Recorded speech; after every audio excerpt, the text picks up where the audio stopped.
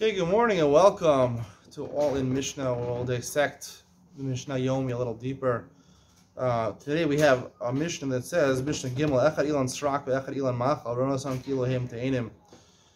Yesterday we said that according to the opinion of Beis Shammai and Beis Hillel, which follows the opinion of Rabbi Akiva, there's a constant Tosefes Sheviis. You're not allowed to plant even during the sixth year. You're not allowed to do Harisha, you're not allowed to plow the field during the sixth year. If it's going to be for the seventh year, or going to look like it's going to be for the seventh year.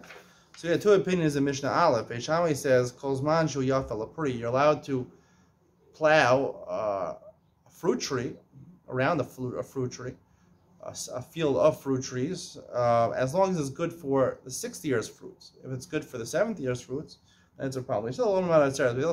They tell us until Sheviis. And where it says that both these opinions are very close in range, right?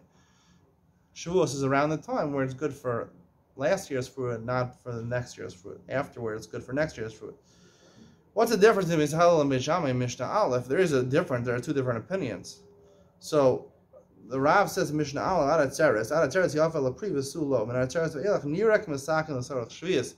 He says a different word, nireh. It looks like you're doing it. He gives Chazal made a time frame here.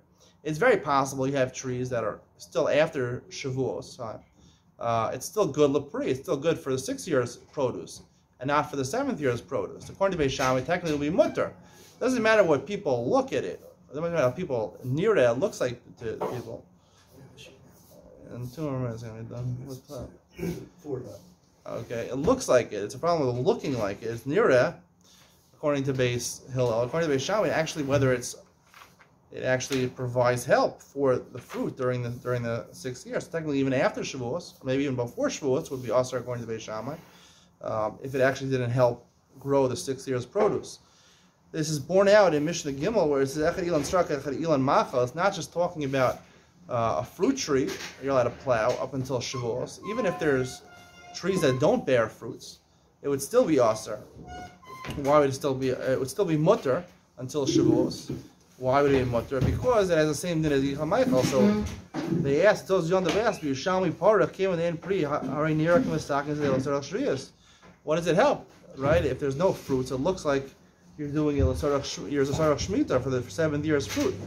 So the Gemara answers, Yerushalmi answers, Mishna Yadz Man Zeh Ma'aveh Korus. He says the trunk becomes thicker for the wood. It's beneficial for the wood. So it sounds like the Yerushalmi that actually has to have a beneficial, which would be like Tuesday Beis Shammai, that has beneficial for the 6th year and not actually near it.